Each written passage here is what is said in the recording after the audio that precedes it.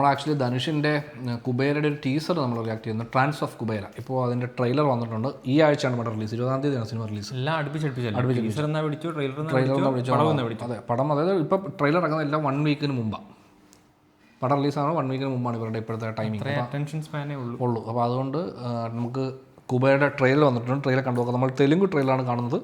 Sub title ഉണ്ടാവണേ എന്ന് നമ്മൾ ആഗ്രഹിക്കുന്നു. സബ് ടൈറ്റിൽ ഉണ്ടാവുമോ സംശയമാണ് കേട്ടോ. ഹയറിൻ്റെ പരസ്യമൊക്കെയാണ് ആദ്യം. കോടികൾ കോടികൾ കോടികൾ എന്ന് പറഞ്ഞാൽ എന്താണ് സാർ?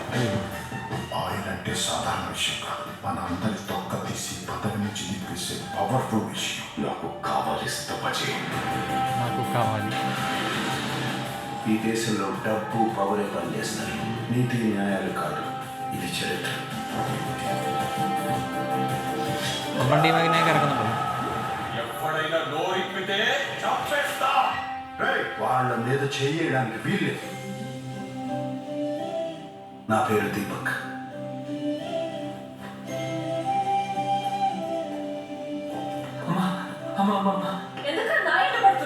మీరు తప్ప నాకెవరు తెలియదు మేడం.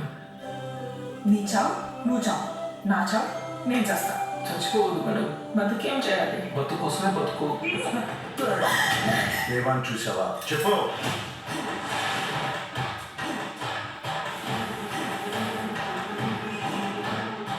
విహారుడికి అట్లసే ఉంటుంది. అసలు ఎలా పట్టుకుంటావు వాడిని? ఒక ముష్టి ఇప్పుడు కావాలి నేను ఇష్టపడేసి జాలి పట్టం బాగుంటుంది, కానీ అది మెల్లగా మిమ్మల్ని చంపేస్తుంది.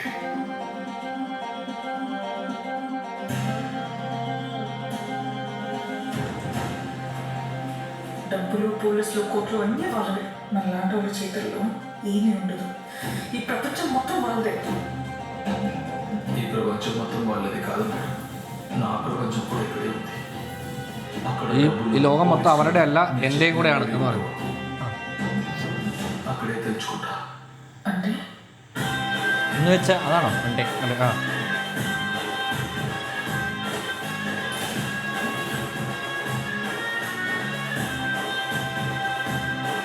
ഒരു ഇൻറ്റൻസ് ഡ്രാമ പോലെ അല്ലേ?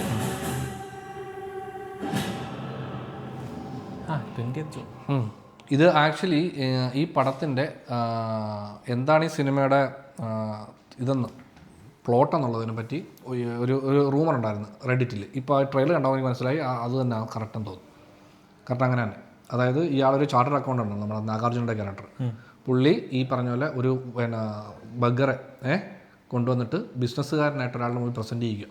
എന്തിനാണെന്ന് വെച്ച് കഴിഞ്ഞാൽ എത്ര വലിയൊരു എമൗണ്ടിൻ്റെ സ്കാം നടത്തുന്നതിൻ്റെ ഭാഗമായിട്ട് ഒരു പോയിന്റിൽ ധനുഷ് അത് അവിടുന്ന് എസ്കേപ്പ് ആവും.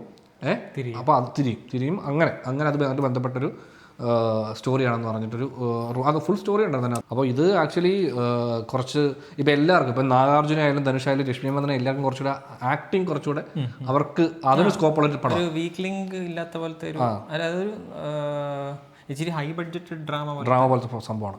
ഈ പടത്തിൻ്റെ ബജറ്റ് ഈ പടത്തിൻ്റെ ഡ്യൂറേഷൻ 3 മണിക്കൂർ 5 മിനിറ്റ് ആയിരുന്നു. അവർ കഴിഞ്ഞ ദിവസം റീസെൻസർ ചെയ്ത് 3 മണിക്കൂർ 1 മിനിറ്റ് ആക്കി മാറ്റി. 4 മിനിറ്റ് കട്ട് ചെയ്തിട്ടുണ്ട്.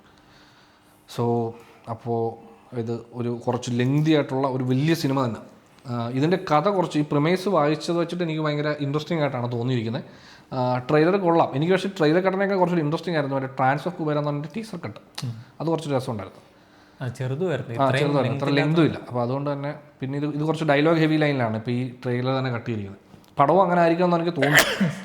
പിന്നെ പടത്തിലേക്ക് പ്രിപ്പയർ ചെയ്യാനായിരിക്കും. അതെ ലെങ്തുള്ള ട്രെയിലർ 3 മണിക്കൂറുള്ള പടമാണ്. അപ്പോൾ സ്വാഭാവികമായിട്ടും അതെ. പക്ഷേ ഇതെനിക്ക് കൊണ്ടിട്ട് ഇതൊരു യൂഷ്വൽ തെലുങ്ക് പടം പോലെ ഫീൽ ചെയ്യത്തില്ല. അങ്ങനെയാണ്. കാരണം തെലുങ്ക് പടത്തിൻ്റെ ആയിട്ടുള്ള പാട്ട് എനിക്ക് തോന്നുന്നു കൂടുതലും ഈ മറ്റേ ബാക്ക്ഗ്രൗണ്ട് പോലെ. പിന്നെ ഒരു ഇൻട്രോ സോങ് പോലെ ഉണ്ട്, അത് റിലീസ് ചെയ്തിട്ടുണ്ടായിരുന്നു ഇവർ. ധനുഷ് ഡാൻസ് ചെയ്തൊരു സോങ് ഉണ്ടായിരുന്നു. അതും എന്തോ ഒരു ഫെസ്റ്റിവലിൻ്റെ ഭാഗമായിട്ടാണെന്ന് എനിക്ക് തോന്നുന്നു. അങ്ങനത്തെ ഒരു സോങ് ആയിട്ടാണ് അത് റിലീസ് ആയിരിക്കുന്നത്. ബാക്കി സോങ്ങുകളും കാര്യങ്ങളും എല്ലാം ഈ ബാക്ക്ഗ്രൗണ്ട് സ്കോർ പോലെയാണ് യൂസ് ചെയ്യുന്നതെന്ന് തോന്നുന്നു. യൂഷ്വലി ഇപ്പം ഈ നാഗാർജുനൊക്കെ അവിടുത്തെ മറ്റേ വലിയ ആക്ഷൻ ഹീറോ ആണ് കിങ് നാഗാർജുന. അപ്പോൾ പുള്ളിയൊക്കെ ഭയങ്കര ഗ്രൗണ്ടഡ് ആയിട്ടുള്ളൊരു ക്യാരക്ടറാണ് ഇതിനകത്ത്. ഇപ്പം രശ്മി മന്ദനയാണെങ്കിൽ യൂഷ്വലി വരുന്ന റോളുകളിൽ നിന്ന് കുറച്ചുകൂടെ പുള്ളിക്കാരി ഒരു പ്രോപ്പർ ഒരു ക്യാരക്ടർ റോൾ എടുത്ത് അതെ ഒരു ക്യാരക്ടർ റോൾ പോലത്തെ ഒരു സംഭവമായിട്ട് മാറുകയാണത്. ഓൾറെഡി ഗേൾ ഫ്രണ്ട് എന്ന് പറഞ്ഞ പുള്ളിക്കാരുടെ ഒരു പടം കണ്ടായിരുന്നു. അത് കുറച്ച് നാളായി, അതിനെപ്പറ്റി വേറെ അപ്ഡേറ്റ്സ് ഒന്നും വന്നിട്ടില്ല അതിൻ്റെ. സോ അപ്പോൾ ഇവരെല്ലാവരെയും കുറച്ചുകൂടെ ബെറ്റർ ആക്ടിങ് ആയിട്ടുള്ളൊരു പടം. പിന്നെ ധനുഷ് അറിയാലോ, ധനുഷ് ഓൾറെഡി ധനുഷ് ഇപ്പോൾ വലിയ കോൺട്രവേഴ്സി നിൽക്കുക. കാരണം ധനുഷ് ഈ പടത്തിൻ്റെ ഓഡിയോ ലോഞ്ചിൽ കയറി സംസാരിക്കും. അപ്പോൾ ആ പ്രശ്നം എന്ന് വെച്ച് കഴിഞ്ഞാൽ അത് ജഡ്ജിനാളിനെ മിമിക് ചെയ്യുന്നതെന്ന് പറഞ്ഞിട്ടാണ്. കാരണം പുള്ളിനെ കയറി എന്തെങ്കിലും മറ്റേ പഞ്ച് ഡയലോഗ് പോലെ സാധനങ്ങളൊക്കെ പറയും. അപ്പോൾ ഇത് എന്തിനാണ് പറയുന്നത്, ഇത് ആർക്ക് വേണ്ടിയാണെന്നുള്ളൊരു ചോദ്യം എല്ലാവരും ചോദിക്കുന്നത്. നിങ്ങളിത് പറയാനുള്ള റീസൺ എന്താണ്, എന്തിനാണ് ഇതിപ്പോൾ നിങ്ങൾ പറയുന്നത്? ഇത് തലൈവറുടെ ഒരു സ്പീച്ച് വരുമല്ലോ, അപ്പോൾ തലൈവർ വന്നിട്ട് 2 ഡയലോഗ് അടിക്കുന്ന അതേ സ്കീമിൽ പഴയ എക്സ് മരുമകനും വന്നിട്ട് ഒരു സാധനം അടിക്കുന്നത്. അത് തമിഴന്മാർ ആക്ച്വലി പുള്ളിയെ ഇപ്പോൾ ഏറെ നിർത്തിയിരിക്കുകയാണ്. ഇത് ഭയങ്കര ട്രോളാണ്. പുള്ളിയുടെ ആ സ്പീച്ച്, ഓഡിയോ ലോഞ്ചിൽ സ്പീച്ച് കുറച്ച് ട്രോൾമെറ്റിലൂടെ നിൽക്കുകയാണ്. സോ പടം വരട്ടെ. പടം എനിക്ക് തോന്നുന്നു കുറച്ച് രസമായിരിക്കും തോന്നുന്നു. ഇത് ഇൻട്രസ്റ്റിംഗ് ആണ്. എനിക്ക് ബേസിക്കലി ഇൻട്രസ്റ്റിംഗ് ആണ്, കാണാൻ ഭയങ്കര ഇൻട്രസ്റ്റ് തോന്നുന്നുണ്ട്. ഞാൻ കാണും. നമ്മളിപ്പോൾ എല്ലാ സിനിമയും കാണുന്നുണ്ട്. അതുകൊണ്ട് നമ്മൾ കുബേരയും കാണുന്നതായിരിക്കും ഫസ്റ്റ് വർഷം.